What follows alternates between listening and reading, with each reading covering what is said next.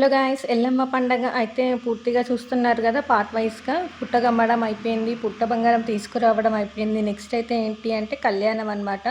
కళ్యాణానికి ముందు పువ్వులు కుచ్చి మనం దర్వాజాలకి దేవునికి వేయడం అంటే, అండ్ ఎల్లమ్మకి గద్ద కట్టామన్నమాట. ఎల్లమ్మ గద్ద కట్టి ఎల్లమ్మ పిలిచి గడపలు పూజించి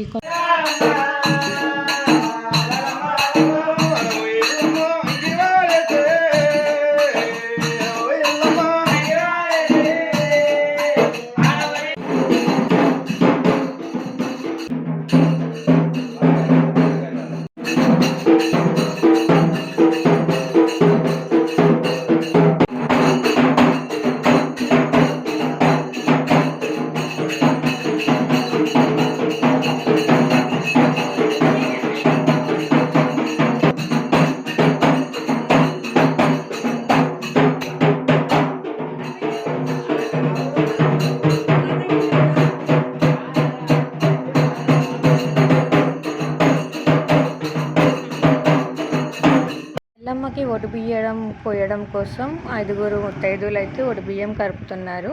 ఆ తర్వాత ఎల్లమ్మ లగ్గం అయితే స్టార్ట్ అయిపోయింది. ముందుగా దంపతులందరూ ఒకరి తర్వాత ఒకరు వచ్చి కాళ్ళు కడగడం అయితే స్టార్ట్ చేశారు.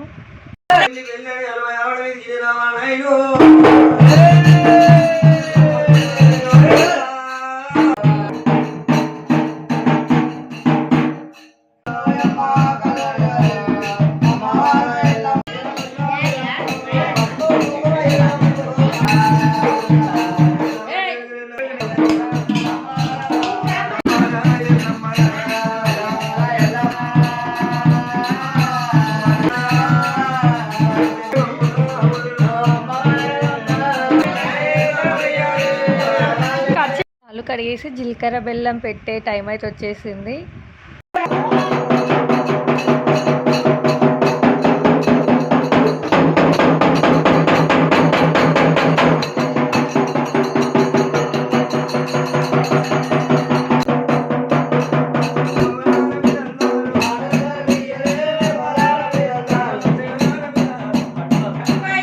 నార్మల్గా పెళ్ళిలో పిల్ల మేనమామకి తాళి ఇచ్చి ఇలా అందరికీ ఇవ్వమని అంటారు కదా. సో ఎల్లమ్మ తరపున బాబాయ్కి మేనమామ అనమాట. సో ఇచ్చేసి తాళిబొట్టుని ఇలా అందరికీ మొక్కుమని ఇట్లా చేశారు.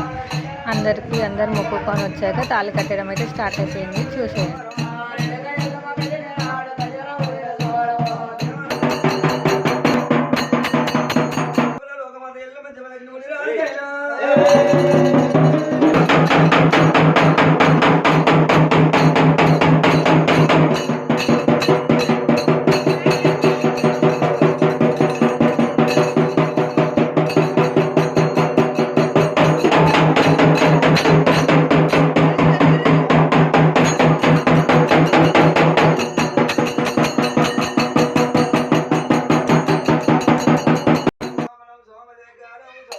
కట్టడం అయిపోయింది. తాళి కట్టడంతోనే పెళ్ళి అయిపోయింది అనుకోకండి. తలంబ్రాల బియ్యం అయితే పోసుకుంటారు కదా.